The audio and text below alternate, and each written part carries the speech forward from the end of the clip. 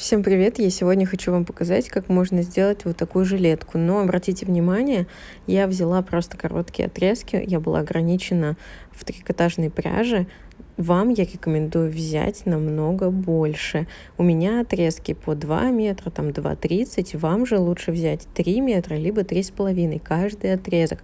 Тогда у вас она получится длиннее, во-первых, и как бы она будет выглядеть не как такое болеро, потому что у меня она немножко под грудь заходит и все.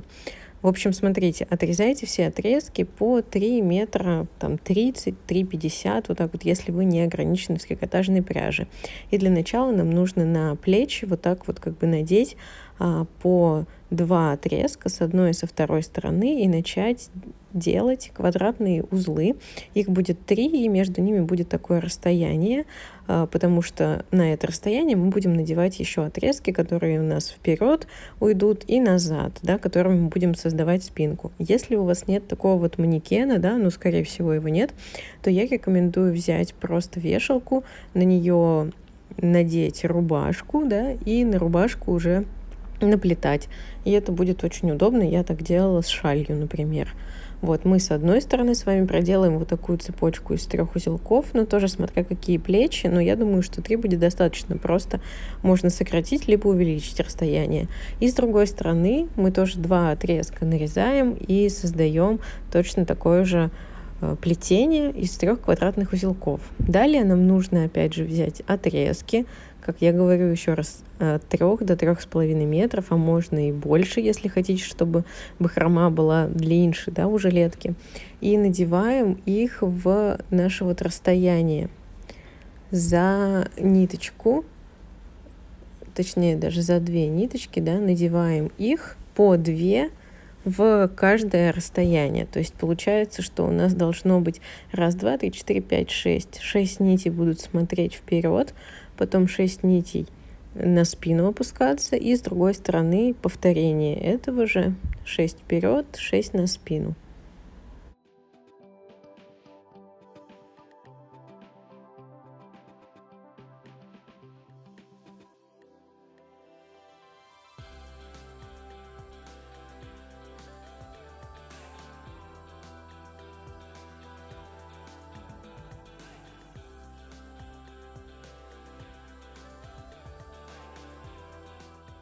Так, далее у нас нужно заполнить вот эту нашу спинку. Здесь я надеваю 14 нитей, отрезков по тоже вам надевать лучше по 3 метра, 3,50 в этом диапазоне.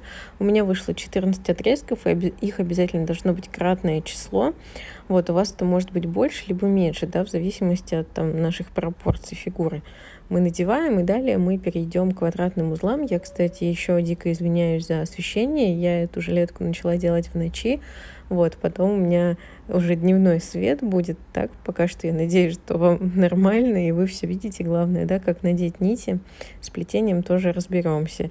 Эта жилетка, я так полагаю, больше подходит для такого продвинутого уровня, для тех, кто уже знаком с базовыми узлами, потому что я тут сильно не акцентируюсь, и мне хотелось показать, как ее можно легко и быстро сделать, но для тех, кто там не знаком с макраме, вы можете просто поучиться, там у меня ссылки все внизу под видео есть, как плести базовые узлы, и тоже с легкостью сделать, потому что тут используется только квадратный и репсовый, как бы все, больше ничего тут такого нету серьезного.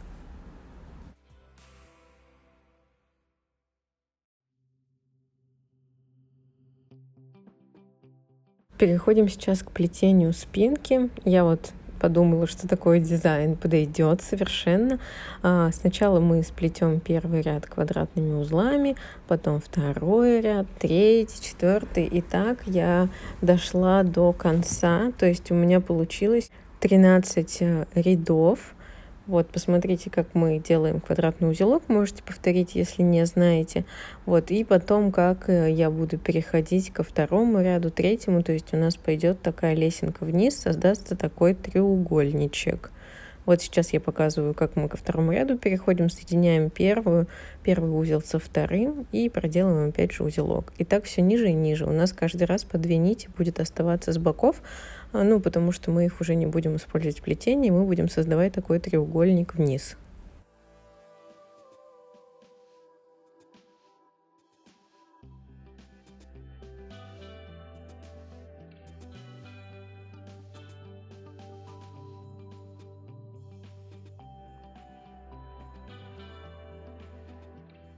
После того, как проплели 13 рядов, у меня столько, у вас может быть меньше или больше, я буду делать такую окантовку репсовым узлом и пойду вниз по диагонали. То есть по всем этим узелкам. Посмотрите тоже, как делается репсовый. Если не знаете, то повторяйте. Если знаете, то просто плетем. С одной стороны такую окантовку я сделаю треугольник, и с другой тоже. Потом репсовые эти диагонали будут уходить у нас вообще вперед, как бы и соединяться с передним плетением, которое тоже вот в скором времени нас ждет. Я, кстати, нисколько не настаиваю на том, что вы должны сплести точно такие же узлы, точно такой же дизайн. То есть, если вы захотели что-то иное, что-то другое, то я только за, я очень рада. И плетите на здоровье. Главное, покажите потом, что вы сплели. Мне очень всегда интересно, даже если вы сплели что-то свое, но за основу, как бы за вдохновение, например, у вас было мое видео. Мне, правда, это очень приятно, и я люблю такое. Я, на самом деле, больше люблю, когда люди начинают что-то добавлять от себя даже. Ну, это прям прикольно. Я вот прям такое обожаю.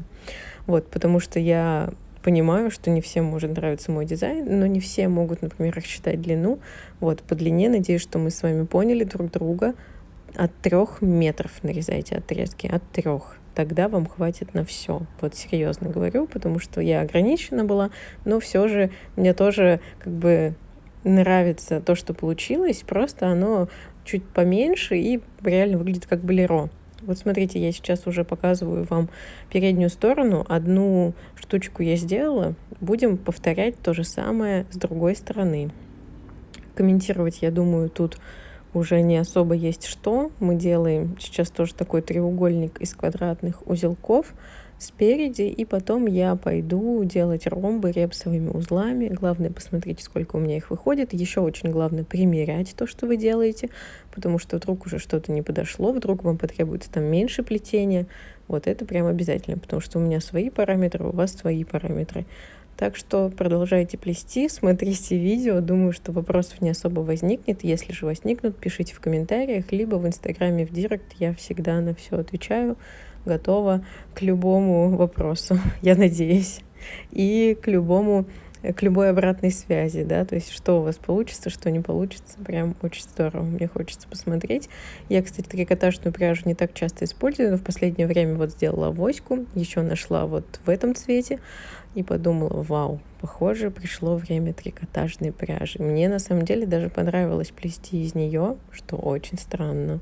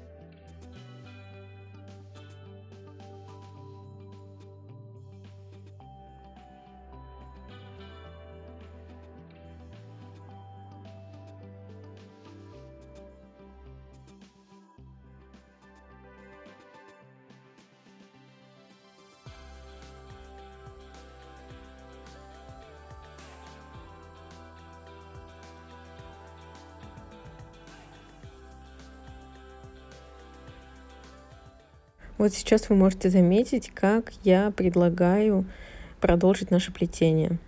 То есть провести репсовую диагональ вниз, и которая соединится у нас с передом и уйдет в диагональ там ромба. Вот, можете воспользоваться ей, можете придумать свою какую-то. Мне удобнее было это делать на столе уже, чтобы вести диагональ, потому что когда я делала это стоя, у меня диагональ приподнималась, а мне нужно было наоборот увести ее вниз. Ну и вот получается, что эти дырочки, где мы соединим, то как бы у нас останутся дырочки для рук как раз таки. Вот, главное, примеряйте.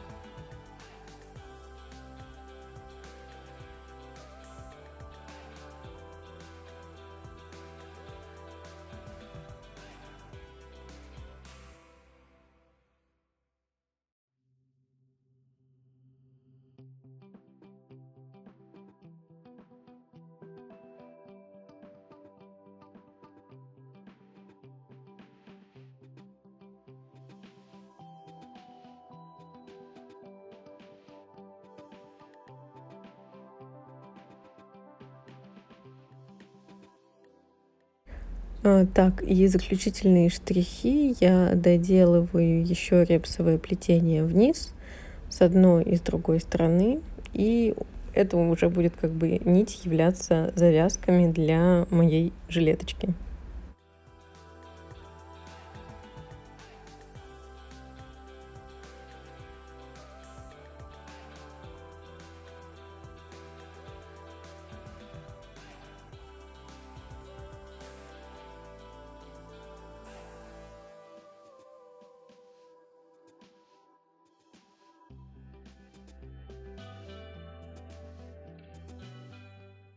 Подрезаем отрезки, но смотрите, главное, да, так как трикотажная пряжа очень тянется, то либо оттягиваете каждую и отрезаете, либо свободно так держите и отрезаете, потому что иначе можно получить лесенку из-за того, что она вот так вот легко тянется туда-сюда. Я отрезала так, знаете, ну, не растягивая, а просто вот как бы посвободнее это делала. Ну и что? Вот что у меня получилось. Посмотрите, видите, так как у меня как бы объемная такая грудь, то у меня вот именно под нее заходит и все. Для тех, у кого грудь поменьше, то будет выглядеть интереснее. Но, как я и говорила, возьмите длиннее, и тогда у вас получится жилетка длиннее.